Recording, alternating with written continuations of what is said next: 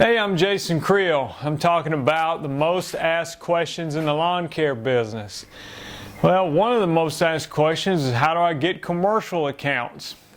Well, this actually starts when you start your business, by naming your business, by getting a nice logo. Okay, if you go out there and pick a cheesy name for your business that's very unprofessional, you're going to have a hard time landing a big account. If your logo looks like a cartoon, you're going to have a hard time getting a big account. And so you need to think of that from the very beginning. You know, do I have a professional image?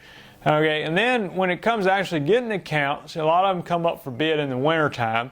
So you can just approach businesses and say, hey, are y'all going to be taking bids on your lawn service this year? If so, I'd like to put in a bid. You know, and so the bidding process, what I typically do on a commercial account, if it's a little bit larger, I'll break it down into sections. You know, think in my mind, I know what one residential yard would cost this size. So, you know, if I got that in 4 sections, I'd price out each section and add it all together, and typically add a little bit, because if you don't want to shoot yourself too low. So you kind of price it that way.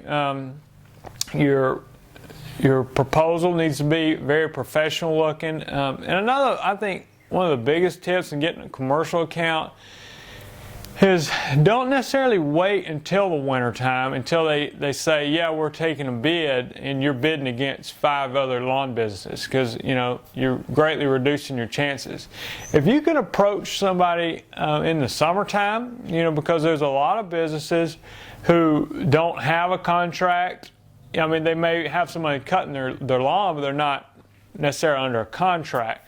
And so they either don't have someone, or maybe they've had someone for a long time, the contract's expired, they don't renew it every year. So there's a lot of places, if you approach them in the summertime, or the spring or whenever, not necessarily the winter when they're asking for bids, but you go in there and say, hey, I know you have someone cutting your lawn now, but would you mind if I put in a bid on it? And so at that point, it may just be you and the other existing company that's bidding. You'll have one competitor, as opposed to waiting and it being 5 or 6. So that can greatly increase your odds of getting that contract.